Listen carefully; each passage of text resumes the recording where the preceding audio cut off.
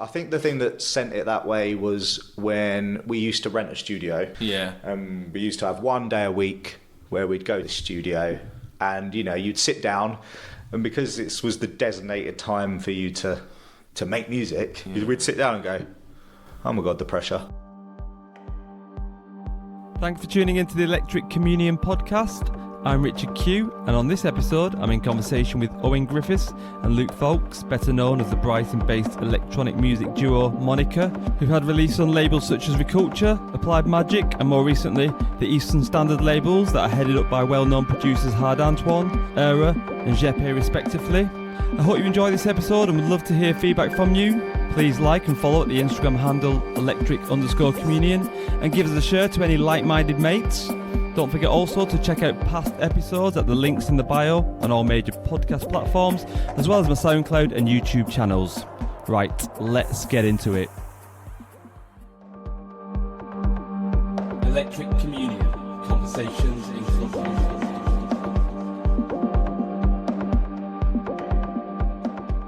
Luke and Owen from Monica, thanks for joining me today on episode 7 of the Electric Communion podcast. The date is Sunday the 28th of January 2024, and we're back in our hometown of Brighton, where it all started a year ago with my first guest and mutual friend, Fade. Now, I should say this is not the first time we've met. We've known each other for quite some time. I think I reached out to you a couple of years ago because through the wonders of Instagram, I kind of realised that you guys were into a similar sound that, I was into, and I reached out to you. The Foucault, you sent it to the... What party was it there? And well, I remember I started to come down to some of your nights. I think it was the Foucault nights, which we'll talk about later. And yeah, we've known each other since, and we've DJed alongside each other. You were very gracious to allow me to DJ alongside you guys at one of your nights. And yeah, we've been dancing together. We've been to quite a few nights in London, haven't we? Yeah. Well, we're actually going to see Sasha next week. Now, Luke, you grew up in these parts. Were you actually born and bred in Brighton? Yes, I was. Yeah, so I'm a Brightonian, I think you call them. Yeah. Yeah, and yeah. Owen, you're not from around here. You're from Devon. What brought you? I am from Devon originally, a little town called Newton Abbot. I moved here about 8 years ago. Probably longer than that. Just needed a fresh start, and the dance scene down in Devon is not one to be winning any awards for anyway. So yeah, moved to Brighton for various reasons and stuck it around. Tell me about the story about how you met, because I know it's a pretty good one, and I'm sure it's one that you've regaled many times. But yeah, was it in a club?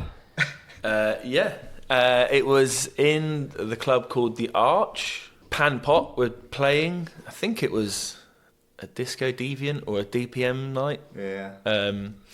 Only one of Pan Pot were playing, to be fair, and I was there with Fade.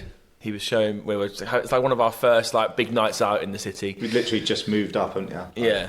And yeah, in the toilet myself, struggling to have a wee for different reasons, and next to me was Luke having a similar experience.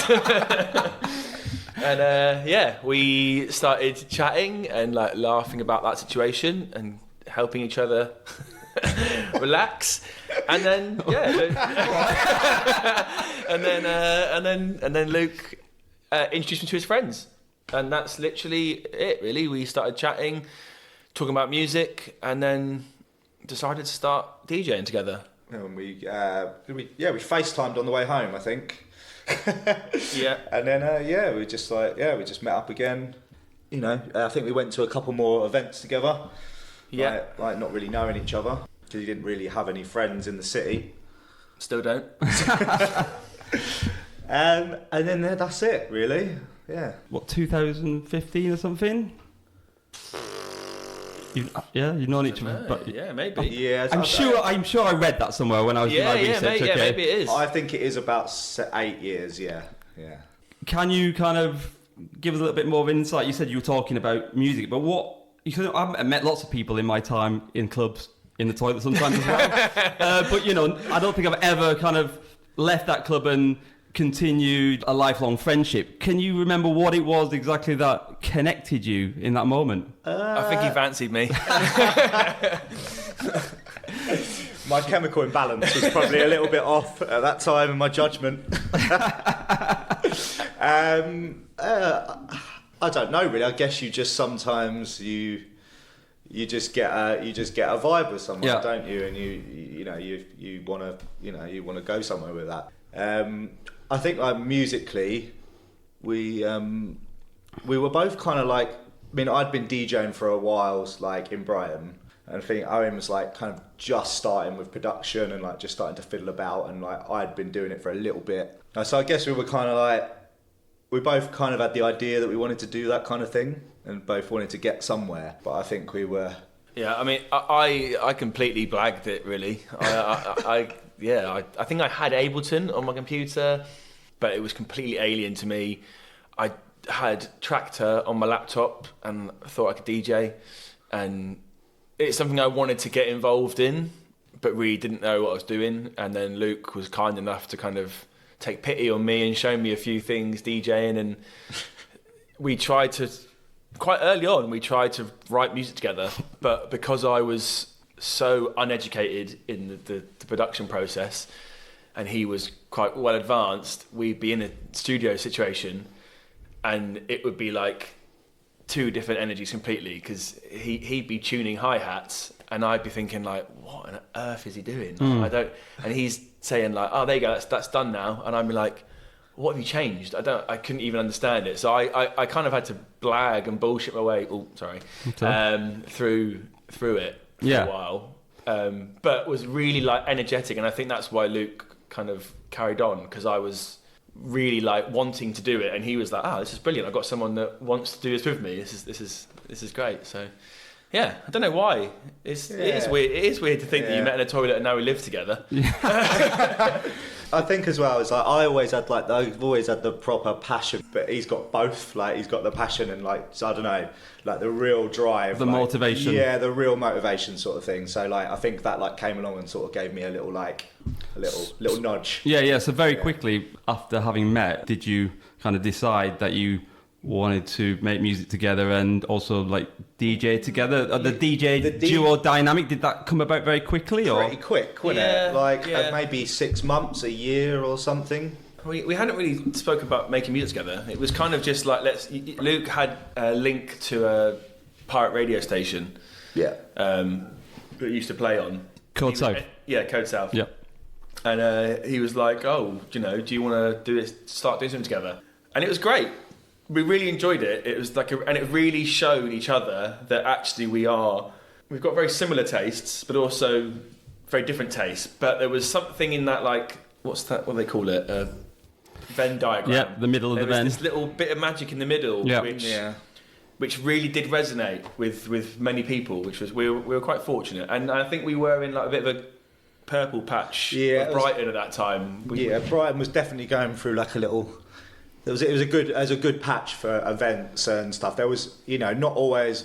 I mean, the quality wasn't always incredible, but there was a lot of stuff going on and a lot of stuff you could get involved in. And I think because we were kind of like new as well, new shiny things. Yeah. So because we were new and we were playing stuff that you didn't really. We were probably the only people in the city playing that kind of thing. And as you say, because we got this like kind of contrasting similarity that when it's together, it makes this one sound. Yeah. That I don't know. It's hard to kind of put your thing on. Like, if you heard either of us play on our own, it wouldn't be like us playing. Right. Okay. Yeah. Like, still be amazing. Yeah. Kind of bounce off each other, don't you? Yeah. It kind of. Yeah. We've both got, as you say, like little areas of music that we really like, and when that comes together, it makes its own style sort of thing. So. And it's nice that it has evolved. I do find myself. I don't know if you. Oh, you probably don't. I feel like Luke's very much like he knows what he likes, whereas my taste varies quite a lot. But I found myself over the last few years kind of siding towards more stuff that I know that Luke, not that Luke would like, but I pick stuff that I know would work in our set, and it's not going to be shoehorned in. It's going to be like, I'm going to play a track that he might not have heard before, but he's not going to be completely like, what is this? I was actually going to ask you that, because I remember having a conversation with you, Luke, once about that kind of dynamic between you, and I was asking you, what's it like as a duo, and do you kind of plan ahead, or do you kind of often surprise each other? And you said, yeah, often I might play a track that Owen's not heard before, and he's like, hey, what's this? Is wicked, or vice versa, which is a nice way, I think, kind of discovering new music. Has there ever been a time when you're like, what is this shit? What are you playing? There's not so much what is this shit, but wow, that sounds harder than it did in my headphones. It's probably like that's come up a few times. Yeah. I remember a time in Green Door Store, we were playing for Berlin-Brighton, and Luke played a Codesouthradio track. But it wasn't the Codesouthradio track he thought he was playing. Oh, right, I've done that before, yeah. And it came on. It worked. The room was like full, so it worked. But he turned to me and was like, "Oh, that's the wrong one. Sorry." Yeah. I was like, "Wow, that has changed tempo. That has changed the vibe." It's Codesouthradio, so it worked. Yeah, fair, yeah. I mean, you've kind of talked about it a little bit then, but I was going to just ask you a little bit about your journey that you've been on since meeting to where you are now. You're releasing music on really wicked labels such as Applied Magic, Reculture, your recent EP on Eastern Standard. Tell us a little bit about that journey. So you talked about there's some kind of key maybe people on the Brighton scene that maybe give you a helping hand. You just mentioned Marcus Solander, who's kind of the head honcho of the Berlin-Brighton night. I read something, again, doing my research about Tom Luca. Did he maybe give you a night? Am I right in saying that? Or we did play for him one time, back in our early days. We when we about probably a year in or something, and I think we played for one of his parties in like a coffee house with tech support. Actually. With tech support, who was that back then was like about 12 and showing everybody up. I swear still is. I swear he had to have like a note from school to be there. He was so young, and like we just saw him and we were like, what the hell? I remember him playing After Us, and genuinely was just like astounded. I was like, what is this? What is the music? And I remember like asking him like, what is this track? What is it? And he was like, oh, it's mine. And I was like, oh, right. You're that good. Okay, fair. Nice. We did play for Tom at some people party. I know Tom. He's a really nice guy. And you said about Codesouth. I also once did a show on Codesouth. How long were you on there for? Codesouth, for listeners, is like a underground Brighton dance station, isn't it? Yeah. How long were you playing on there for? Still going? Yeah, still going.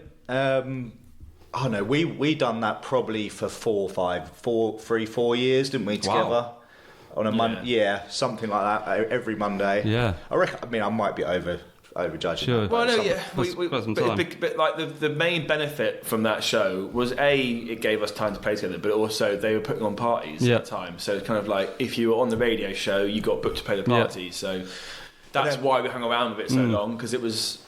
And that kind of give you like a nice in into the scene in Brighton. You know, like kind of a lot of the people that went to the Codesouth parties would go to all the other parties, and then you got that little community there, and like it kind of grew from the Codesouth parties. From like I think one of our first gigs together was us dressed up as the Willy Wonka one. Yeah, it was a Halloween party for Codesouth, and we were like, oh, what are we going to go as? And end up as Willy Wonka and Oompa Loompa DJ, and so that was one of our first experiences. That wasn't as Monica, that was before we'd even thought of it. Folks and Griffiths. Folks and Griffiths. That's what you were. Okay. Yeah. It was literally for a couple of months. I think you need to dig out those pictures. I'd like to see them. I've never seen them. I've been trolling Instagram. I've not come across those. The problem is that on that night, Codesouth said all DJs got to dress up. I think we were the only people that dressed up properly. Other people put like spider webs on their cheeks and stuff. I was in full orange face paint, and we were playing. What's it called? El Duomo, the Italian restaurant. Yeah. And after the night, I remember asking the guys from like, why is there no real like pictures of us DJing? He said, oh, there are a couple. And I was like, oh, he's like, we were like on first. It was like after they had like a Shocktoberfest thing at the racecourse that closed early. So suddenly our set time, we were playing first. It was like rammed. It was like full. So we were like, we were coming on. And Dean was like, oh yeah, there's not much pictures because you were smoking in the booth. Right. And I was like, what? And he's like, obviously you can't smoke indoors. Oh, right, okay. So yeah, that was. I think it might have gone to our head a little bit, that one. Electric Communion, conversations in You said you were called something else before Monica. How did the name Monica come about? See, me and Owen have both got different memories of this, I think. Yeah. Like, I pretty thought it was someone in either Croatia or South America, and I can't remember. No? No, it was someone in the old fire station house. We were DJing, and they said, I really love your sound, what's your moniker? Meaning stage name, so Moniker. Yeah.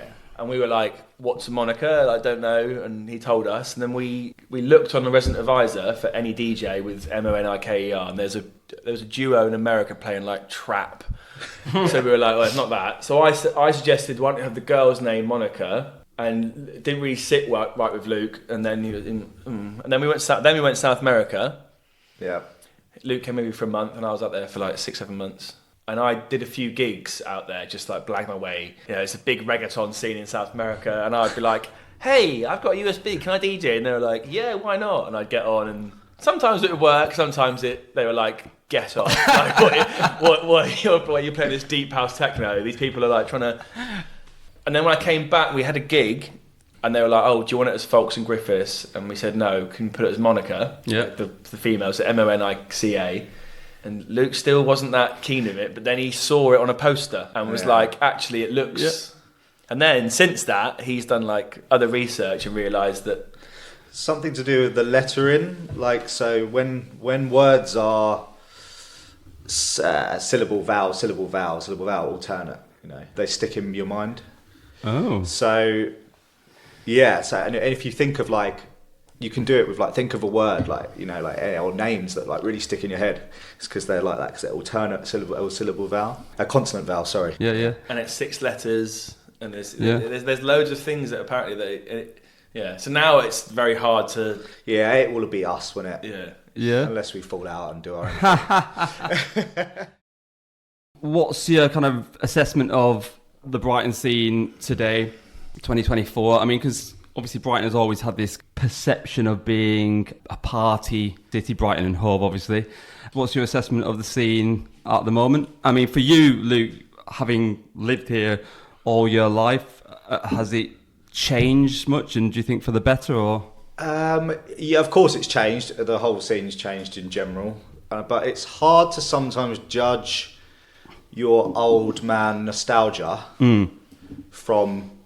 if stuff's actually better, you know, like I'm kind of lucky enough to be pre-phone clubbing, pre-social media clubbing and all those kind of things, you know, which I think stick in your brain with just, you know, those memories in your hometown of the magic when you were 18, 19, first going out, seeing these DJs and stuff, you know. So I think you always judge maybe your hometown against that. So it's, I don't know, it's hard to know, but yeah, I think there's moments of there's moments of really good stuff these days, you know. There's still amazing artists that come to the city. They're fewer and far between.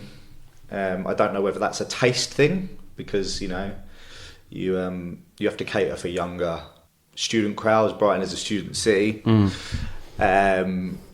People need people in clubs. You need bums on seats, you know, and that sometimes you need to get the kids in, basically, to like keep clubs open, and that doesn't always sit with, you know, as people get older, their taste might change or whatever, you know. Yeah, there's still good bits. There's still good bits, and it's still like there is still a scene to be had if you put your work in, and you if you want to make a sound, you will easily stick out because it's not that big. No, it isn't. It's not that big at all. There's a handful of venues, 275,000 people or something. So, but what there is when you've got 270,000 people, you need to get to like 1,000 of them. You need to get your message to a little segment of those to get them to maybe go to a night or to. Yeah, so there's like, if you've got an event on in London, you've got millions of people or whatever to fill this club. Yeah, I agree. I think often people say to me like, oh, there's not much going on or whatever, but in a way, yeah, there is like a very kind of like commercial bassy sound in Brighton, but what that does mean is that if you have got a sound that's not that, with the right effort and time, you can stand out quite easily. But like Luke was saying, you can't just put a poster on social media and expect everyone to, you've got to go and flyer and poster and you've got to go and speak to people. I think a lot of people tend to stop promoting like they used to. They just think that social media is enough. And yeah, if you're lucky, it is. But in such a transactional time where people are just going through things, they just, that's cool, gone. That's cool. You need to sometimes be a bit firmer with your promotion, and you've got to be really true to yourself. You've got to like showcase what you really believe in and what you love, and then you've got to go and do how you had about parties, posters, flyering, online stuff, text messages, all these things. You've got to. I was just about to ask you that. I mean, do you think there is still a kind of place for going round? I mean, I know me and James did for the AVOY night, but actually doing the postering and, giving out flyers. Once upon a time, I remember you come out of a club and there'd be loads of people, wouldn't they, giving out flyers. We always, when we used to do our night, we always think we can't rest on our laurels here. Like you got to, we were lucky to, when we knew that we'd promoted like our arse off, it was always busy. And we thought if we stop postering, we know that we're not going to get hundreds of people come through the door through postering. But when you kind of stop, then you stop the standards. Do you know what I mean? So yeah, man, we're still sneaking about at 2 a.m, taping shit to shit. But I think that's important. I think there is a scene in Brighton, and that there are things happening, and like this on the beach thing that's happened in the last few years.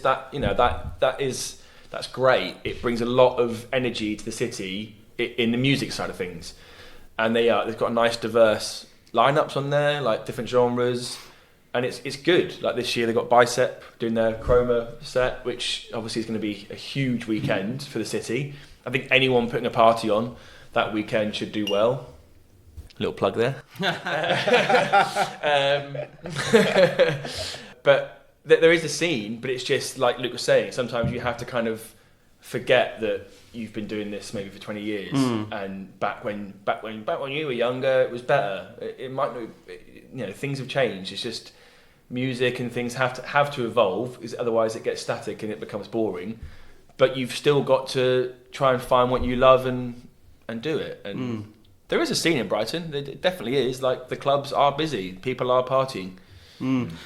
Now, Owen, as well as being a consumer to a DJ on the Brighton scene, I mean, you have a kind of another role of actively being involved in the kind of Brighton club scene, your day job, shall we say. Can you tell us a little bit about that, what you do? I am the GM of a venue called The Tempest, which is on Brighton Beach. We are primarily a bar, late night bar, restaurant with a music license, and we have become fairly infamous over the last few years for our parties. I work alongside a number of really great promoters in the city, and I try and help them with their parties, help with promotion tips, help them with the running of the nights, give them a platform for them to show their sound, and help them with where I can do. And in return, usually we get a nice busy crowd, which then does well for the venue, and it rolls on. It is a fantastic venue. Obviously, I played there myself. I mean, again, for listeners who don't know it, it's on the seafront, and in the summer when the sun is shining, those like kind of long nights, the parties outside are fantastic. Yeah. It's a really great venue, and you kind of just actually talked a little bit about my next question. You talk about helping promoters out, because there'll be people out there listening who maybe are interested in putting their own night on and not quite sure how to do it, or maybe tried and been unsuccessful. You must get a lot of people contacting you, the venue, the Tempest, asking to put on nights, especially in Brighton. You know, everyone seems to want to be a DJ. Have you got any advice for people? I mean, in regards to the pitches to people like yourself, events managers, what should they be doing? What kind of other things do sometimes people do and you think, okay, that's just, you know... I would say my quickest way for me to ignore your email or your request is for you to have never been to the venue and for you to tell me you're going to fill it. The number of people I get who tell me, I've got this XY whatever night and I can guarantee I can fill your venue. And I'm like, well, have you been to the venue? No. And I'm like, well, how do you know you can do anything? Like, I think the way to approach places is to be very genuine, be very transparent, and be very honest of what you want to do and what your expectations are. Yes, you should be confident quietly that you're going to do well, but, you know, people that run venues know who is a good promoter and who's a bad promoter. Like, I know the difference between a night that's done well because it's been a really sunny day and a night that's done well because the promoter has got to his crowd. It's a very, you know, we're very fortunate on the location that we've got a massive walk up. So if music's playing and the weather's right, you can kind of guarantee it's going to be a good night. But the difference is at 2 a.m. when the dance floor is still pumping. That's when you know that the right people have come down and they've wanted to dance. They're not there to have a couple of beers in the sun and listen to music. They're there to party. And that's when the venue, you look at it and you're like, oh, wow, it's 2, 3 in the morning. Everyone's outside still. The bars are still flowing. The music's still going. And it looks beautiful. It looks amazing. It doesn't always happen. You know, it's not like a guaranteed thing. People see pictures online of the venue and they think, oh, wicked, I can do that. It is hard work, but over the last few years, I've kind of whittled down my core promoters, people who really love playing in the venue. And it's like, they're not just putting a party on, they want to play in the venue and they know what is expected and how to do it. And those are the parties that, even if it rained, it still does well. So yeah, I would just, if you have a clear idea of what you want to do, what you're trying to do, your sound, be transparent, be honest, and have some sort of like online display of personable as well. Yeah, like you got to be able to show like this is what we've done somewhere else. Sure. Or be really on. You know, if it's your first party, like I love these parties. This is what I'm doing. Right. This is what I want to do. Just don't come it to with the I'm great. I'm going to fill your venue, because you will be disappointed when it doesn't happen. And you look to me and you're like, what happened? So is things like social media following, like Instagram following, something that you, as a an events manager, kind of take into consideration when you're thinking about? Yeah, but I also look at there's so much fake stuff online. You can you can paint a really big picture of your career or whatever. People buy followers, so it's no good telling me like, oh, this is my events page that I've got 100,000 followers, when your last post had 3 likes. So yeah, I mean, I do take it into account, especially if you've been putting parties on elsewhere. It also helps me if it is like a legitimate promoter who have got a massive following, who put on parties all the time. It then also allows me to be like, oh, okay, maybe, change my tactics here a little bit. These people might do more than you do. So it's always good to have something I can see, for something tangible. Sure. But also, I've taken on people who have nothing, who have just invited them in for a chat. We've had a face-to-face chat. And like Florence, so the guy who runs Lucas Phenomena, knew nothing about him. Great guy. A friend of mine knew him and said, my pal wants to meet you, Owen. And I was like, oh, okay. And I met him, and the first chat we had, I was like, you get it. You understand the difference between a promoter and putting a night on.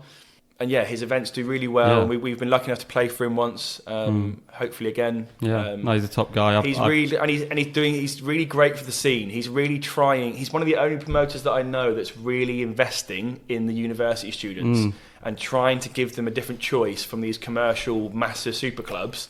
He's trying to get them to be like, look, there is more choice out there. You don't have to follow the drink steals, because that's what it's about for the students. It's 5 Jaeger bombers for £1. Yeah. Yeah, sure. Why would you come to my venue where it's 2 Jaeger bombs for 15 quid or something? Why would you do that over that? But Yesh is really trying to. So Yesh is his real name. Yeah. Yesh is trying to really push and get into that scene, and it will. It may not happen this year, but in the next couple of years, it will blossom for him, and he will be able to handpick where he wants to play in the city and fill it. Yeah, that's Florence, and his night is Lucas Phenomenon, so check him out on Instagram, etc. Electric Communion, conversations in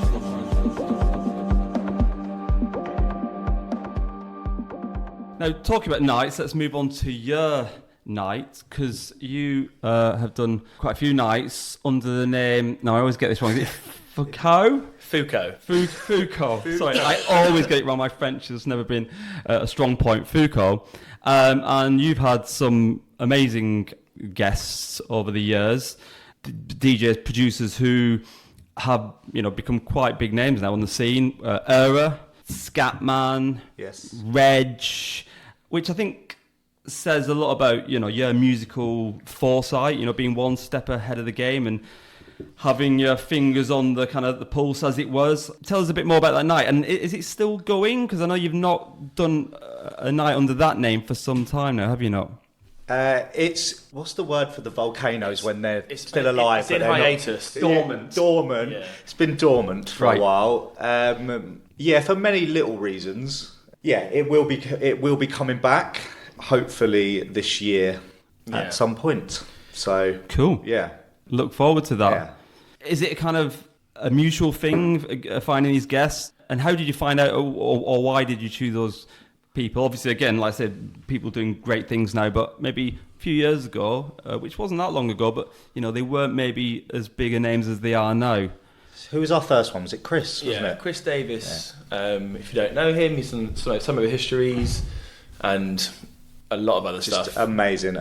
He's an incredible producer. From Portsmouth, isn't he? Yeah. I mean, that's our main thing, is that we look at producers, like people that make great music. And Chris was the first one, and that was great. That was a really great night.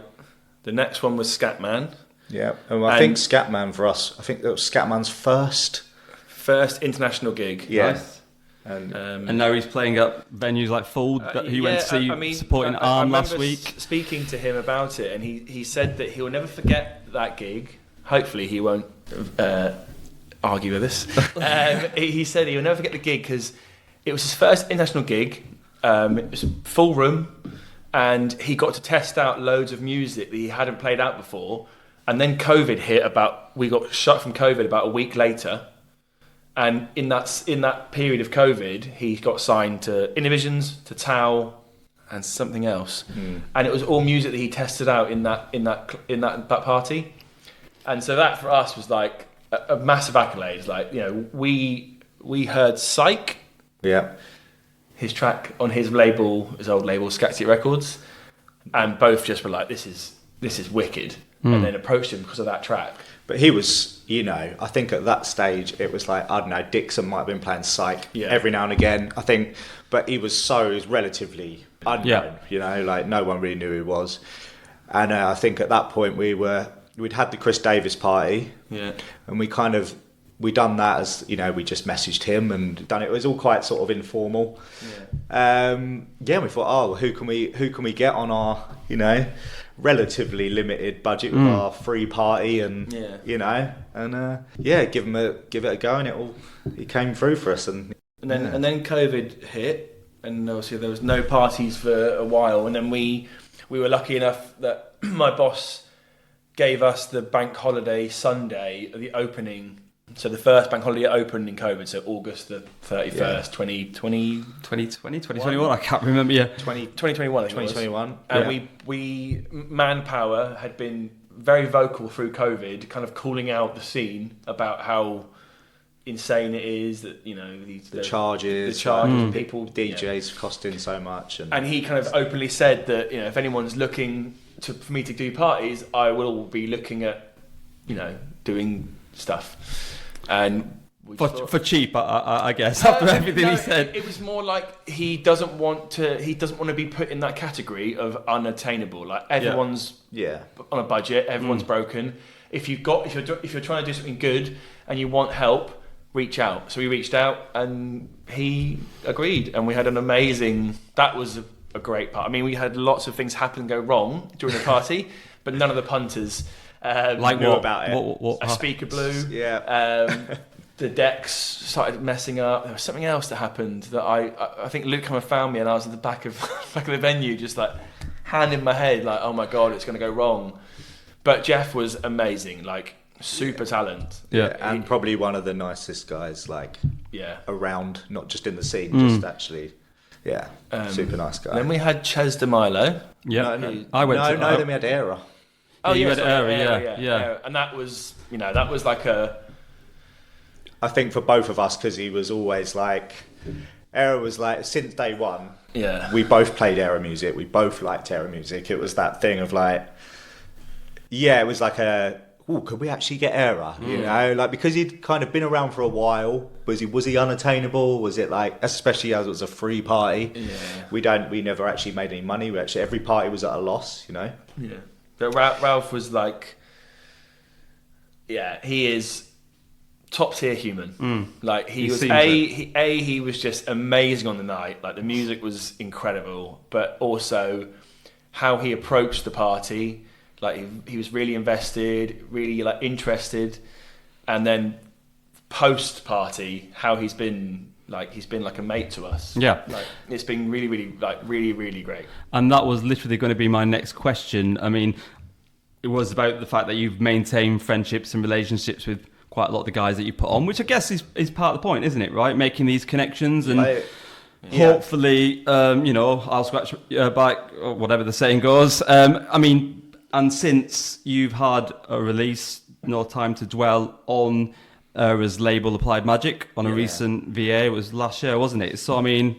I think that's going back to that previous point, like me and Owen, we spoke about this. When we were booking people for our party, that it was just as important that like we got like a vibe off of them, or like that we felt like that they were, I don't know, like it was... that could relate with them, or it would feel like natural, like it's not like we're just, you know, like they want to be there, or, you know, it just like it wasn't just a transaction. We're like there was no ego involved. We're quite into that, you know, like we don't want to. We played, not going to name names, but we played for other parties where there was a headliner involved, and been at like drinks or dinner beforehand, and could really feel this detachment between the promoter and the headliner. It was like just a transaction. Yeah, like every time we booked anyone, like when we sat down with, let's for instance, DC Salas, when we booked him, Diego is just an absolute G, like incredible. But when I met him at the station at Brighton and I walked him down to where we were eating Lazy Finn, I had to apologise to him at the bottom of the hill, and I was like, I'm really sorry, I'm just talking about your music. And he was like, Owen, this is so refreshing to have a promoter pick me up and actually know me, and not just book me because of X, Y, Z. So every time we booked a promoter or a DJ, it's because both of us are invested in that person. And I think it comes across because they all, like you say, they want to still that's talk followed to us. on to us. You know, we don't just want to use them and then discard them. You know, like we kind of, you know, these people, you know, they help you out and you like them as artists and then people, and then you're like, well, you know, we like to kind of, you know, I mean, you can't speak to them every day, but you know, you just like to like, you know, they're still part of your life in like a little bit or whatever. Yeah. It's like the last guy we had was a guy called Away from Dave, who's just like really like quite unknown in the background, amazing talent, and such a lovely guy. Like, it was a really easy party to put on, wasn't it? Yeah. There was no ego at all. There was no. It was like old friends playing music. We had dinner together. We chatted and talked. I was like, oh, this is great. And we met him at an after thing of Man Tuff at Phonics. It was a really natural booking. Yeah, just trying to attract those types of people and have those types of people come play for us and come meet us. And have there been many incidents of like the one that got away?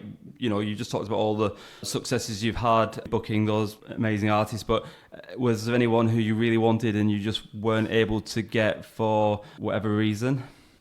Massimiliano? Massimiliano. The Italian producer, yeah. We couldn't get it. It's just the budget didn't really stretch. The budget was just a little bit off. We had this idea of Optimal on a terrace party, which we were so buzzed about, and luckily we could have done it because it was the same agent as Jeff, who was Manpower, and we were like, can we do it? And because unfortunately, which is probably something we're going to run into because there's two of them, they want 2 times the money. Yeah, sure. But we would have absolutely loved that, but a little bit out of our price range at that time. It's not like it never going to happen. It was just kind of like that. It would have been a nice rolling on party from that, but because it would have been sick. It will be if it ever happens. And I noticed again when I was doing a bit of my research and looking at your Instagram page, you created some really kind of wonderful and thought-provoking artwork to promote those nights. For example, and I think listeners, you kind of really need to check it on the Instagram page to really understand, but you've got, for example, 2 salmon fillets resembling a pair of flip-flops. There's a snail being squeezed out of a toothpaste tube onto a toothbrush, and then there's an ice cream cone which appears to resemble a brain for the ice cream. Who was the kind of creative brainchild behind these artistic ideas? A little bit of a to and fro, really. We went through a little bit of an inanimate object. A lot of Pinterest. A lot of Pinterest and a lot of inanimate object kind of. I don't know. We went for a little obsession, didn't we, with inanimate objects for a bit. I think we both just didn't want to just do the generic kind of dance poster. We wanted it to be a bit more artistic and a bit more kind of like, wow, and also not related in the slightest. Not related. The thing of just having a snail on a toothbrush. And minimal writing. Yeah. Something that really bugs me on a poster is nowadays, when it tells you every genre of music they're going to play on the night. It's I don't need to know that. Just tell me what time it starts and how much is it. I guess just trying to be striking and just you look at that, and even if you're not into, even if you don't, that's the thing, even if you don't know who the headliner is, you might look at that and go, well, that's pretty cool. I might turn up to that party. I mean, it worked because you're talking about it. Yeah. I guess so, yeah. Nice marketing tool. I guess that's it, really. There was no real train of thought behind it. Just trying to feel. I like to kind of go by gut, and just be like, oh, I like that. If I liked it the first time I looked at it, or I liked the idea when I first thought of it, or whatever. Yeah, you should see the stuff you didn't use. Electric Communion, conversations in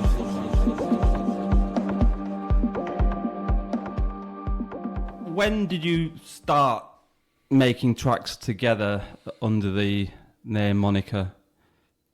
I think it was pretty sharpish, wasn't it? After maybe a year in. A year after we met, I think we probably had our first kind of let's try this. I think we used to go to a friend of mine's studio down the road in Worthing, in his little outhouse where he built a nice studio, and I think we had a couple of attempts in there at doing some bits, but again we weren't that good. I think we noticed quite early on that producing is quite a personal thing, and when you've got 2 brains trying to do it, you can unless you've got a very clear idea, like you want to do a remix of something or you want to do this, it's very hard to get the initial idea down because you've got 2 people go, I kind of like that. You kind of have to almost let one person do something. Yeah. And then the other person then edits what they like and what they don't like and adds to it, and then you build it that way. So we found that quite early on, that like being together in the first bit, unless you've got like a load of synths and drum machines and you're both really good at using both of those things, so you can kind of jam, you are kind of both huddled around a computer going through drum samples, going, oh, that hi-hat sounds nice. And obviously, like, not obviously, sorry, but Luke and I are both not we're not musically trained. We can't sit at a keyboard and start busting out melodies. It is kind of light match with an idea. And sometimes it's the very unglamorous side of music production, which is very, it's not like, I'm in the studio today and everything's magical and everything's flowing. Sometimes it can be the frustration of hours staring at a computer. And when that's two people. So you started off doing that, kind of both of you kind of huddled around the computer and realised fairly early on that wasn't working? It's not that it wasn't working, because we made some tracks. We made some tracks. Made some cool tracks, and I think it just naturally kind of went that way, because I think the thing that sent it that way was when we used to rent a studio. We used to have one day a week where we'd go to the studio, and you'd sit down, and because it was the designated time for you to make music, we'd sit down and go, oh my god, the pressure. Like we'd spend it would take us maybe an hour or two to get into the flow of anything. You don't want to go home empty-handed, so you kind of get frustrated at each other that that you're not agreeing, and then you end up just kind of okay, that's good, and then you get next week back in it, you listen to it and you're like, oh, I hate it, or yes, or you love it, got it, right, then you roll, and then once you get past that stage, it was quite fun. But it was just trying to get like an idea together that both of you went, I can see this turning into something. And I think because both of us weren't great. So we're both learning on the job together. Instead of one of us being incredible and one of us teaching. I mean, I had a tiny bit more knowledge than Owen, but I wasn't light years ahead. So because both of us were learning on the job, we're like, is this right? And we're like, I don't know. And we're like, I don't know. And it's like those 343 lab things that during COVID they kind of blew up, like the courses.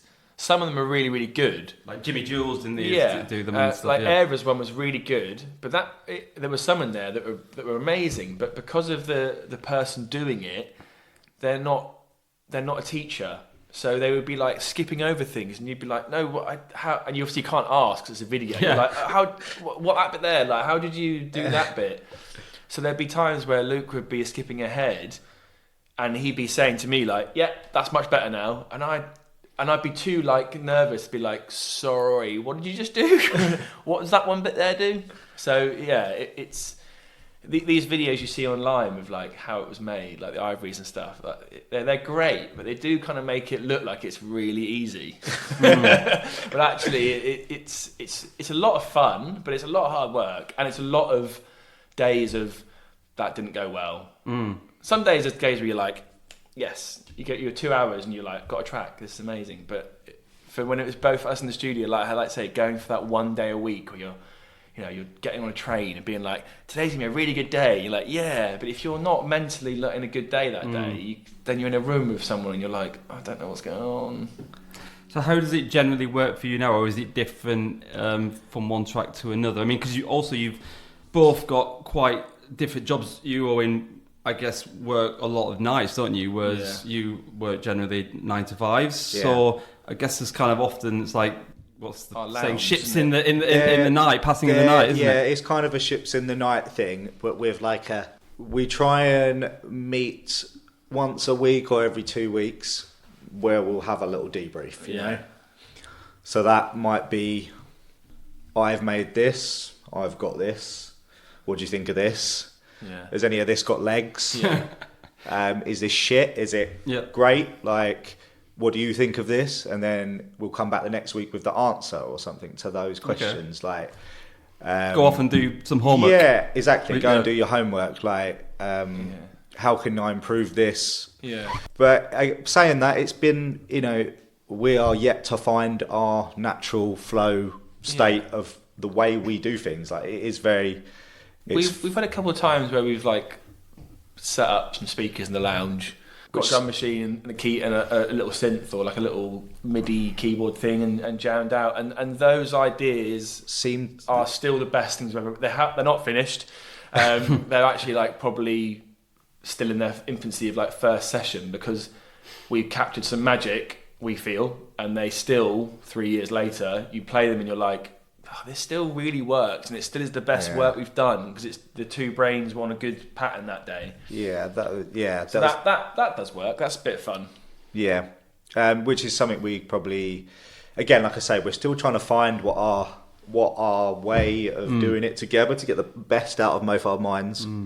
Because we've got very, very different minds with very, very different attributes. You know, like is that a good thing? Do you think, or it's a good thing when you're trying to fill a lot of boxes? Because one person can't do everything, right? Yeah. So I think also like we've really realised over the last like 6 months that it is almost it's like a relationship. And there has to be communication involved in it. And there was a period in time in the last couple of years where we weren't talking the right talk about music. No one, probably not being as honest with each other. Yeah, we were too scared to either like upset or whatever. Whereas in the last 6 months, we've realised that, you know, we've got to work at this together, because we both love the dream and we're both really passionate and we both know we've got something. So it's now like we're having these like regular weekly meetings and chats, and they're great. You actually feel like you're investing in your business, as it were. And it's really natural. Like we talk to each other openly. We usually do it out of the flat as well, so we do it in like a coffee shop, whatever environment. Neutral ground, and then afterwards we go home, and usually you keep chatting about it afterwards at home, but you've got all of the emotion, as it were, out where you know, I don't really like that track, or I think that could be better, or these are great, and XYZ and they'll be done. So I think we've both got better at not taking it personally as well. And that was something at the start, or like even in the middle, or even recently, you know, like you'd feel like, oh, can I show that, you know, like, oh, if someone goes, oh, that could be better, or this is wrong, you know, we might take it a little bit personally, and you'd be like, maybe sulk for a bit. But now we kind of got the thing where we can take it, and we know we've got the other's best interests at heart by being honest. Like, but that, just throw that away because it's not doing anything. Or that's really fucking good, go with it, when they might be doubting it. And it's usually the case that if it's one of us saying that's not really got any legs, you know it's not that good. So it's almost like the other person is just saying, like, confirming. There's never been a time where like disagree. One of us has written a track and it's been like, the other person's been like, not a fan, and you're like, what? This is amazing. It's been an absolute shock to you. It's never been. But there has been times where you know, one of us has written a track and it's been like, what do you think? And the other one's astounded. Like, that is amazing. Okay. Like Luke's got a track that we're working on with this vocal about global warming, and when I first heard it, it was just a rough sketch. It made me doubt everything I'd ever written. I was on the couch and I was like, how? What is this? So that's something we're going to work on soon, because that has got a really good feel to it. Brilliant. Look forward to that one. I mean, what's your setup like? You mentioned Ableton. Are you still using Ableton as your DAW? And are you kind of in the box predominantly, or I saw when I went just round to you, like you have some equipment. Talk us through some of the equipment, because I know there's obviously listeners out there who are really into the production side and do enjoy hearing all these kind of more nerdy aspects of the. So do you want the honest answer, or the kind of please the gearhead answers? Whatever answer you want to give. So we have a few bits at home. So we run Ableton. We have a main studio with just like a Mac and some monitors, sound card, like a Moog sub 30, like Electron's drum machine, a little Arturia beat step thing, some Akai stuff, and then obviously just all the VSTs and stuff. And then we have our own laptops that are obviously like in the box. You know, we put projects to and from those things, but a lot of the time it's just in the box. We're both like sample heads, really. We get more of a buzz out of going on YouTube or Netflix or I don't know, like things like that, or finding something weird. We haven't got obsessions with like synthesizers, like certain synthesizers yet. We haven't succumbed to that yet. I think for me, I think the reason it is because I rarely ever open a project with an idea of what I'm going to do. So I usually go through my sample bank, and I might find like a percussive loop or a bass loop or anything that's just got a bit of dynamic and rhythm to it, get myself nodding, and then I'll work from there. And then what usually happens by the end of the track, that original loop isn't in it, or it's chopped up and it's changed, but it's just to kind of get the juices flowing. I don't think I'd be able to go into a studio with loads of synths and open the Prophet and be like, right, da-da-da-da-da. Oh, perfect, that's a melody, great. I don't think, I mean, I know people can do it, but my brain doesn't run like. Sometimes I get a melody in my head and I'll record it in my phone using the iPhone like voice recorder, and then I will never listen to it again. Or I'll bounce it and send it into my Ableton, and sometimes all you need is just a bit of movement to get you going. Like I used to start kick, hat, hat, hat, hat, hat, and then you'd be like half an hour later just listening to, and you'd be like, well, where do I go now? And so many people still do that. They start with drums and then they kind of think, right, where to go from there?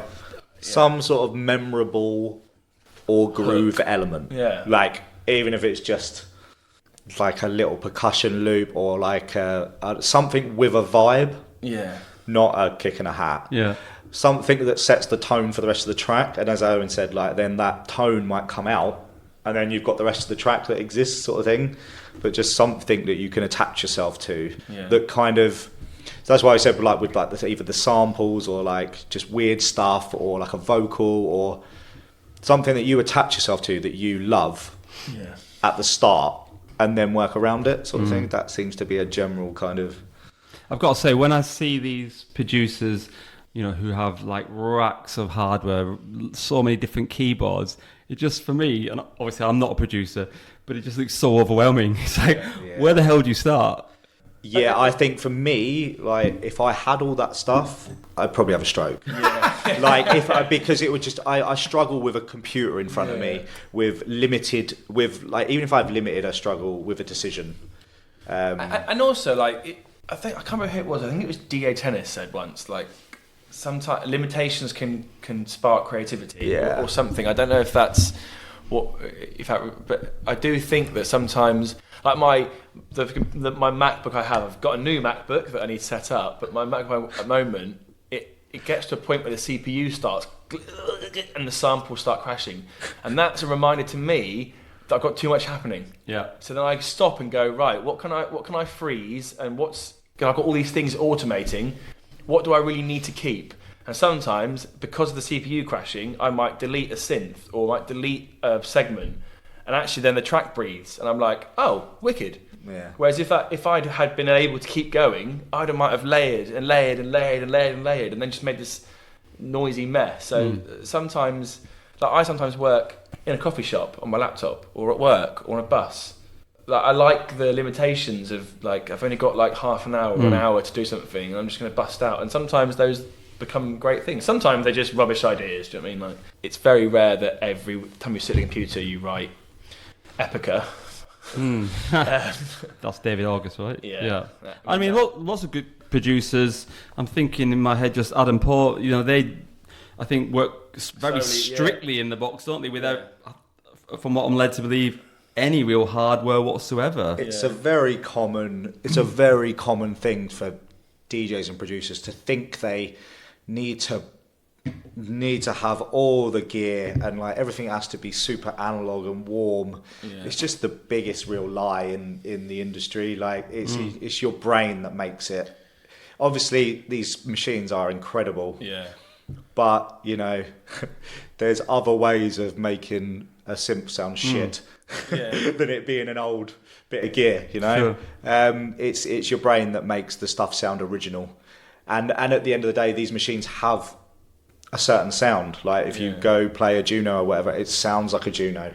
Like if you were to sample something really obscure, right, like that, the timbre of that sound, like no one has ever done that before. It's completely unique. Like, and that's what like Ivory is obviously very, not the only person doing it, but he's very like open with, you know, that latest one is, you know, his percussion is hitting his microwave.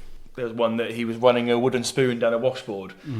He's very much into like trying to make sure that it's not just his machines making the stuff. He's very, very open that he gets his sounds from everyday life. And like, I remember Jimmy Jewell was talking about the quality of the iPhone voice recorder is so good. Like you don't actually need to go and buy one of these recorder things. So you can just go in with your phone, sample anything and drop it. And sometimes that is really fun. Sometimes that is actually a way that I start music. I'll be at work and I'll throw something in the bin and be like, oh, I made quite noise. And that simple thing can turn your brain into I can write something with it. Whereas I think going to a cold studio with a synth and going like, right, I'm going to try and start writing something. Which is if you're like really musical and just been doing it for years and you're like super confident, you just go into a studio and go la la la la. I was saying, you know, what lovely chords they are. I know what to write over that. Yeah, that's different. But if you're not quite at that level, I remember Skatman saying in an interview, that not verbatim, but don't waste your time when someone's probably sampled it. He's like the amount of people that like start writing their own 16th hats, and he's like, why? You've got like hundreds and thousands online of people doing that. Save your brain for the bit that's going to make people go, wow, what's this track? Because no offense, no one's going to go, I love that track because of the 16th hats. Yeah, right. Like, it's not one of those key things. So try and save your brain and work. Well, we try and save our brains by working with samples to start with, and then obviously then you can start playing with VSTs and start writing notes and chords over things once you've got a vibe. But I think there's only been one track that the ATB edit is probably the only track in recent where kind of had an idea of what was going to happen with that. Yeah, that's one thing we've learned is like, especially for me, because I'm a serial procrastinator and very anal and very too much of a perfectionist for my own good, is the moving quick, you know. You've got to move really quick. Move quick to catch it, otherwise the procrastination hits and then you've ruined it. Yeah, right. I mean, you mentioned just then, Owen, your edit of the 1998 trance monster hit 9 PM by ATB, which I thought was an unusual choice for you guys, although I really like the edit. How did that come about? The honest answer is I was in a little cafe and I think subliminally was listening to that Peggy Goo track, and then I went to work and I was humming. Is that it goes like na na na? I didn't know I was listening to that, but it's the only reason it must have been in my head that morning, because I must have heard it, because obviously it was very popular at that time. And I went into work and I found myself setting up the venue humming. And I was like, that's a really cool track. And I actually was like, oh. And I had about 45 minutes before I had to open the pub. And I thought, wow, I'm just going to grab that track and I'm going to rip the synth out of it and try and find. So I just did that. I spent like 45 minutes ripping the original track apart and getting the bits I like. And I wrote like a little 8-bar loop. And then I had to work. And then I took it home and played it to Luke, and we kind of fleshed it out from there. Had you been a fan of the original back in the day? I mean, yeah, but like not to a point where I don't think I had the CD or anything. Or maybe I did actually, I don't know. I mean, I had the CD. I didn't have the sunglasses and the gel back hair, that's for sure. But yeah, it was it's an iconic track, and it came together very quickly. I think the version you hear is like, I think maybe 2 sessions in the studio, because I kind of knew where we were going to go with it, and Luke and I both like the kind of the weirdness, the obscurity. So it was trying to keep it nostalgic, but also not just change the drums and make it into... Yeah, not having just the synths from the original track over some drums and just a predictable kind of manner. As Owen said, it was trying to keep it nostalgic with a little bit of nostalgia, but then like our own like weird little wonderful kind of thing to it, you know. Like I think R1 doesn't ever resolve. Yeah. Like so, it kind of you don't ever get the answer. But it does work in the fact that when it's played in a club and you first hear the bit, that people ears perk up and they kind of think, oh, I know this, but then they realise they don't know it. I read that hook is actually a pipe organ created on a guitar or something. I was looking into it. There you go. Maybe you didn't know that. Have the artist, or I don't know if it's more than one artist, do you know if they've heard it and did they reach out to you? No communication whatsoever? No, I mean, it I don't know how it even got out. It got sent to Drops a Banger and I don't know if we sent it. Yeah, I was going to ask you that question about... I can't actually remember. Yeah, I think one day we just thought, I can't remember actually, was it something to do with the Eastern Standard release? Oh, yeah. And we were talking to Drops a Banger. Yeah. And he's something about, have you done it? Have we got any edits? And we just pinged him over that and he was like, yes, we want it straight away. So Drops a Banger, I guess for listeners who may be not familiar, it's a bit like Melodic Diggers, isn't it? They promote tracks. Do you have to pay them a fee, do you? No? I don't know about... I think you may do if they don't want it. Right. But when they ask, no. So you did that as a free download, didn't you? Yeah. And I actually checked this morning. It's still available on a free banger, so you can download it at the SoundCloud Drops a Banger. And that seems to be a way now, isn't it, that a lot of producers are... Well, certainly with these edits, which I guess you'll never maybe get the clearance any other way. So you put it up as a free download, you know, these edits on SoundCloud, but it's also a way of you hopefully getting more Instagram followers, because that's the kind of the payoff, isn't it? You get this free download, but then you have to follow. Did you see any benefits from that then? Did you see your Instagram followers? I mean, we saw more. We see more followers on our SoundCloud, but to be completely honest, like that's not anything that we really take. And that's going to sound really like, but it's not. It's just that Luke and I really are not good on social media, so we don't really take. Like we love that people give two shits about what we're doing, and it's great when you get engagement. But the reason we decided to go with the Drops a Banger free download was more about showing a side of our production. It was more just kind of like, there's a lot of people that follow that page that we would like to rub shoulders with, and a lot more chance of being on that page, being amongst all our peers and people that you really aspire to is more important, because it just gives a little bit of credibility to our name of like that these guys have taken a classic trance song and put their own edge on it, and it sounds very different. It's not a typical remix where you kind of know what's going to happen. Yeah, it's been great. We've got more followers on SoundCloud, but we don't really post anything on SoundCloud, so it's something that we need to be better at. It was really great to read the comments. Yeah, because obviously everyone that downloaded it or listened to it on SoundCloud, like there's so many people. Well, a lot of people for our tiny little minority following. Yeah. But it was, it was really nice to see a couple of hundred people, whatever, like go, nice, thanks, cheers, nice. I guess it's one of those things that when you release music, obviously if you're like the Ivories, the Arm, the whatever, you see a straight away feedback from people. But for us who've just started releasing music, I have no idea how many people have bought any of our tracks or downloaded or whatever. You kind of like, you might have a few likes on a video. If you get featured somewhere, great, fantastic. But the SoundCloud thing, like you're saying, we get to see that it's had like well over 3,500 plays, and it's got hundreds of comments. And suddenly you're seeing like, oh, people are actually listening to what we're doing, and like, there's a very small chance that if you did something else, those people might listen to that again. And then if you extrapolate that over, it's quite a nice thing to do. So. Yeah, we definitely would do it again, but we didn't do it to try and get followers. It was playful at the start. Yeah. Sure. Yeah. Well, let's have a little listen to that track now.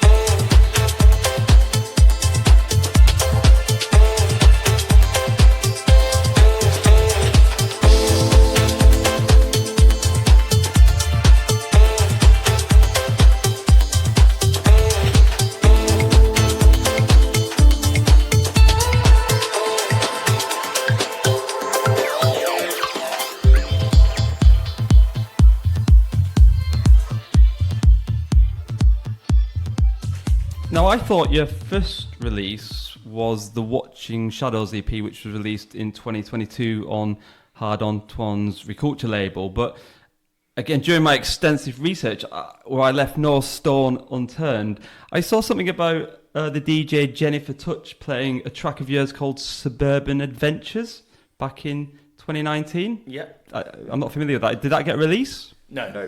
Okay. That was one of the I don't think. Do we even send it out? I don't think we did. I think we sent it to her. We did send it to. Actually, we had sent it to Yepe, didn't we, early on?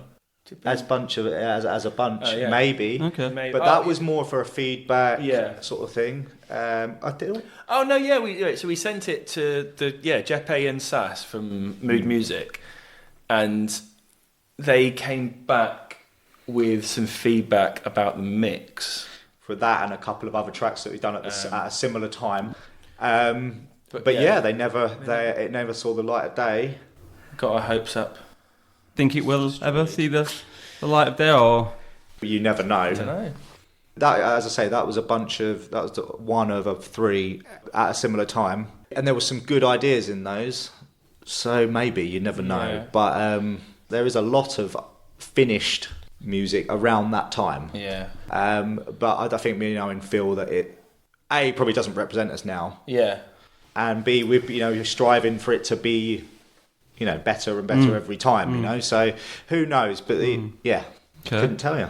And then you're Watching Shadows EP, which was a 3-track EP. That was your first big release, wasn't it? Yeah.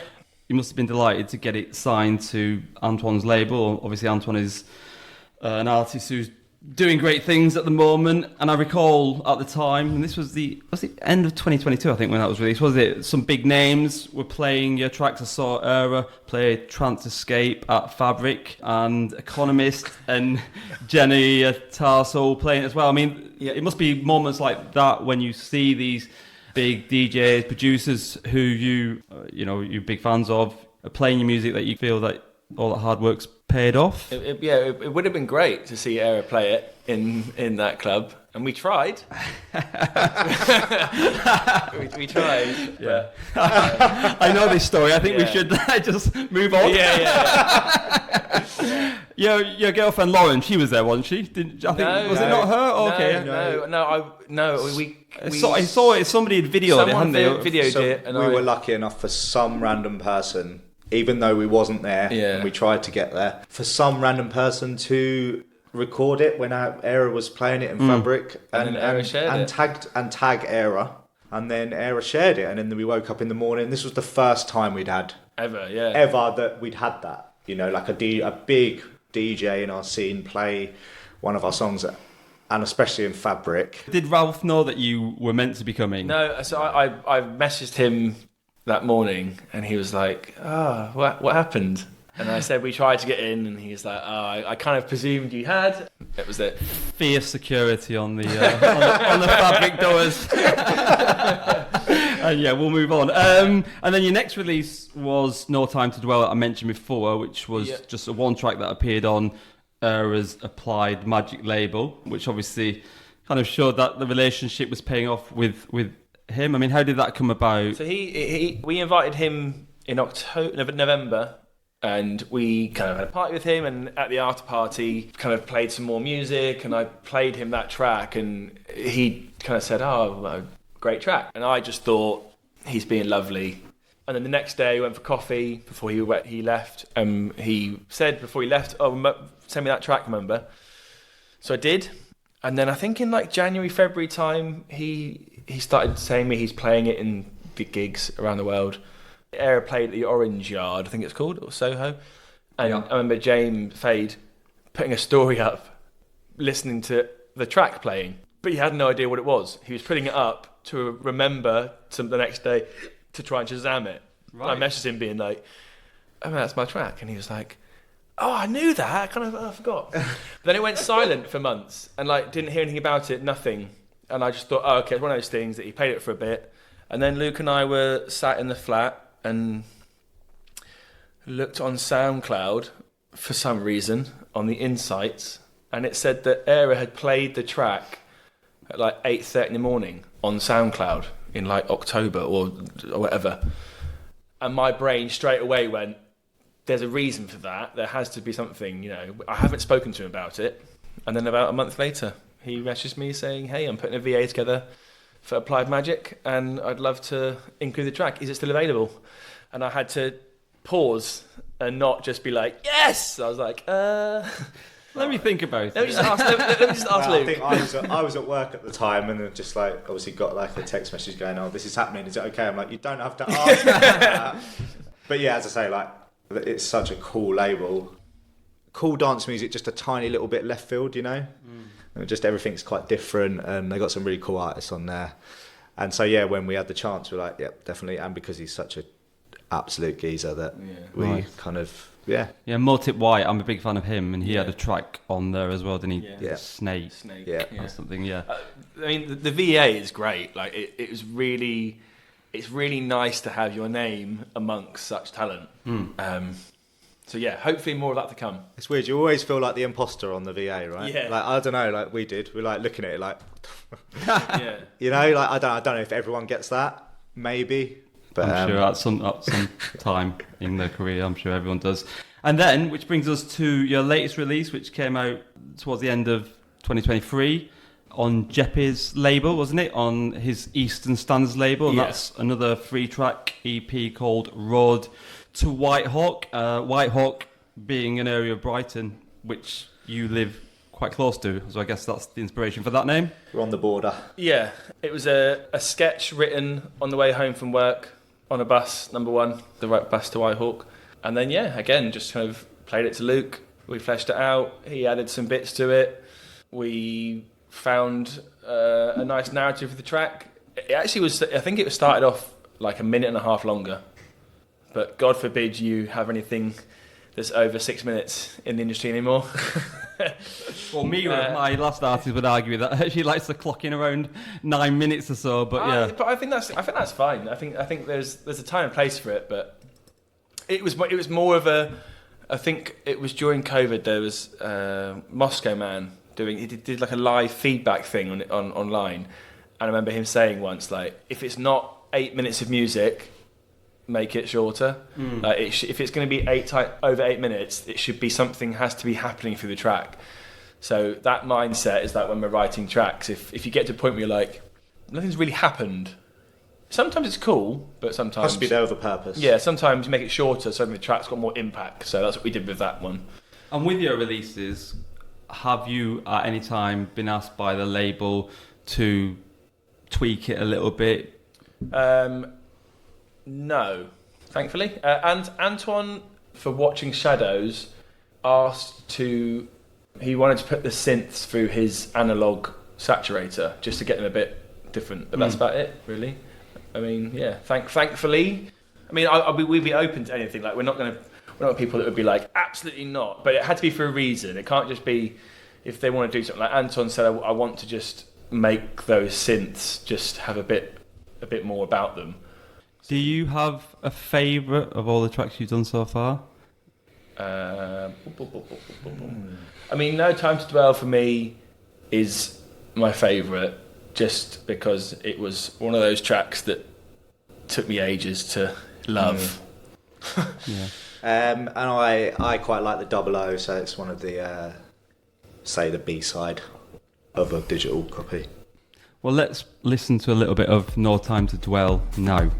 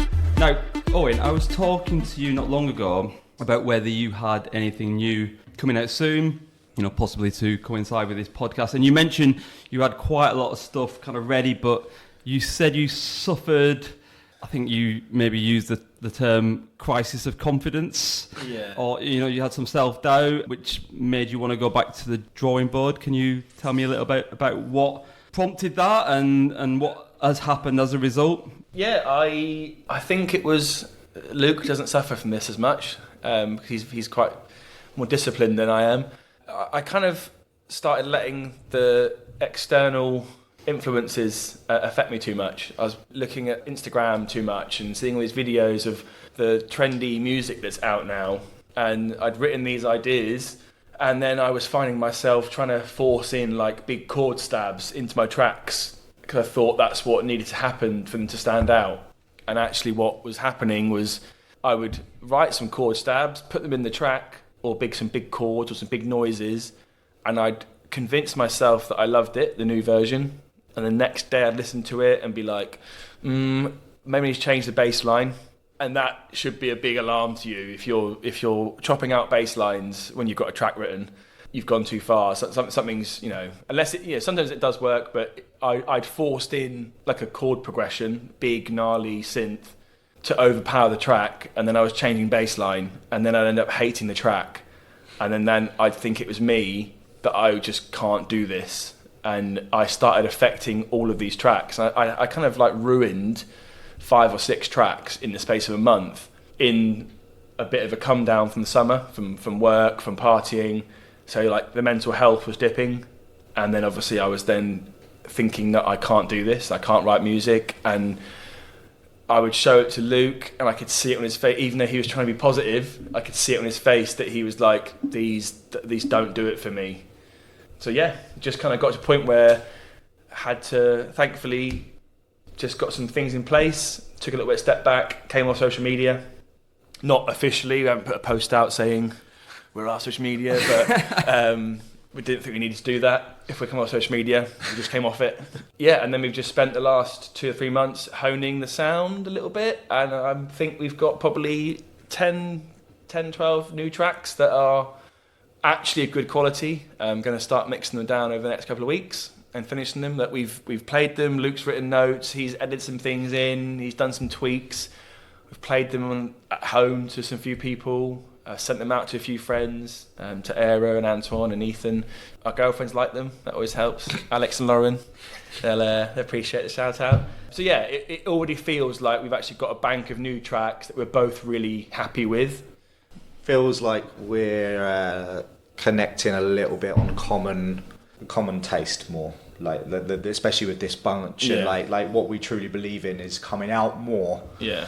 Because it's easy to, well, it's not easy, but it's like quite easy to fall into the trap of not, well, as you make music and you get more into it, you can be just influenced by what's around you and not really know who you are or what you're trying to get to, and you're just kind of just going for it, and that's just a process. But I guess like recently, I think we're both listening to the music going, it might not be perfect and it might not be completely there at what we want to be yet or whatever, but we're both listening to it going, yeah, there's something in that, we both love it, so it's good to come out of that little mini like dip and just feel better about what the product that we've got.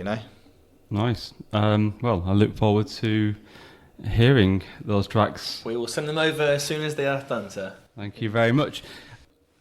So we're coming to the end of the podcast now, so I always like to ask you where listeners can follow you. You mentioned the socials. I know you don't use Instagram too much, but where can they follow you? Yeah, you can just obviously get us on Instagram, which is the common place for most things these days, which is just little bits of Monica Music. On SoundCloud, I believe it is. Facebook, does anybody go on Facebook these days? Yeah. My mum and dad do. They use it a lot. So if anyone's mum or dad wants to check us out, we're on Facebook under Monica Music. But yeah, that'll be it. We're on our Spotify is Monica _ UK. Because apparently there's quite a big R&B artist in America called Monica. She did a track. I wondered why it was UK. Yeah. Never heard of Monica. So a little while ago, I did a set at Tempest, and I put it on Dice as Monica, and it sent out a mailing list to all of Monica R&B fans saying that there was a gig. So we had loads of women turn up to my gig, and they were asking oh, when's Monica me on? And then Tom, my manager, was like, he's playing right now. And they were like, no, the R&B singer. Are these people travel from the States? I think they come from London. We're talking as in Monica, as in The Boy Is Mine, Brandy and Monica. Ah, right, I got it. Yeah. And they thought she was doing a free hour gig at Tempest. Amazing. The greatest thing is that I had 2 women took a selfie with me just because they said they'd made the trip down to Brighton for the gig, so they thought they'd get evidence as well. So I was like, brilliant. Why not indeed? Cool. It's been amazing talking to you guys. I really appreciate, you taking the time to come over and have this chat. And really, really look forward to what 2024 has in store for you guys. Thank you very much. Thank you. Thank you very much, Rick. Thanks again to Owen and Luke from Monica for taking the time out to chat with me. And thanks as always to you guys for taking the time out to listen. Hope you enjoyed it as much as we did. Don't forget to check out the links that accompany this podcast, referencing some of the key artists and promoters discussed during the conversation, as well as how to follow Monica. For future updates about this podcast, don't forget to follow the Instagram account electric_communion.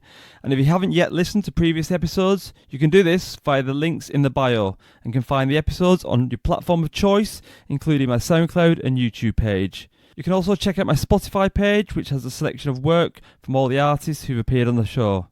I'd love to hear about what you think of the show, good or bad, and if you have any suggestions for future guests, please let me know via my Instagram. Finally, if you have any like-minded mates who would also like the show, please do spread the word. Your support is really appreciated. Until next time, keep on dancing. Electric Communion, conversations in